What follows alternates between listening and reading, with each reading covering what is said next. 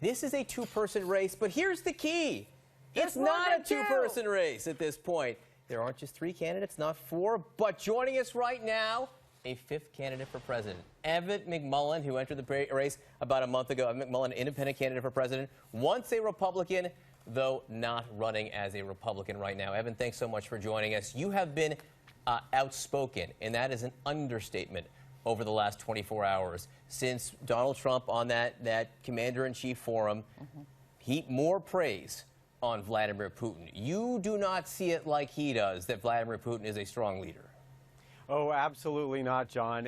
You know, it's just so unfortunate that we find ourselves as a country debating whether Vladimir Putin is somebody who should be respected and admired by a leading party candidate for president. I mean, it's just so unfortunate.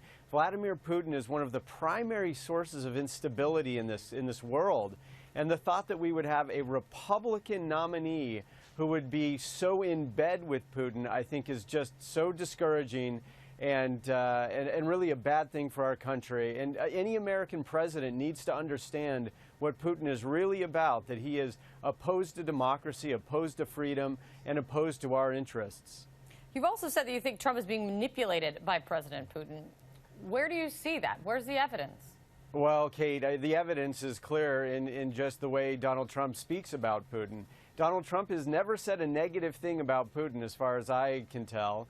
Donald Trump is dependent on Russian investments from Russian oligarchs associated with Vladimir Putin for his real estate development projects.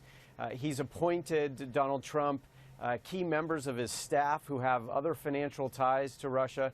I mean, this is absolutely out of control. You know, I hear from some of my old intelligence friends that Donald Trump has been engaged in some activities in Russia that Vladimir Putin may be using to blackmail Trump. So there's a lot going on there that I don't think has come to light fully, but the proof is in the pudding, as they say, and you can see it in Donald Trump's actions. And the subject of proof, Evan, we don't have any proof that Donald Trump is being blackmailed here.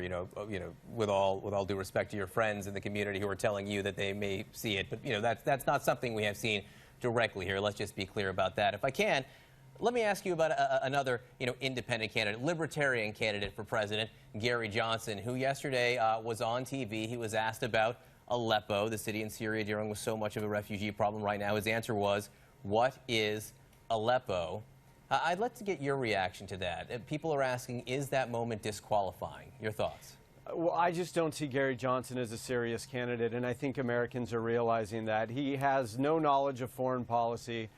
He spends his time advocating for legalized prostitution and for a drug culture here in America, rather than dealing with problems that are really big, like our economy and our national security and government reform. I mean, Gary Johnson just is not a serious candidate. But what we really need to be talking about is, again, Hillary Clinton and Donald Trump. These are two terribly corrupt politicians, one that has very poor judgment and the other that doesn't know anything. And again, going back to Donald Trump, look, the proof is in who he has appointed on his staff. He's got General Flynn, who's on the payroll of RT America, which is a Russian cable network owned by the Russian government and who has close ties to Vladimir Putin. He's got other staffers, his former campaign manager and others, who have that's right, but who is still an advocate, a strong advocate for Donald Trump. So, Evan, look, the proof is there, and this is absolutely objectionable. An American president should never have these kinds of warped views of a Russian authoritarian like Vladimir Putin. How many states are you on the ballot now, Evan? We are either on the ballot or registered as a write-in in 20 states, and we're adding more every week. Evan McMullin, great to see you. We'll continue to track the progress and where things go. Thanks so much. Thank you.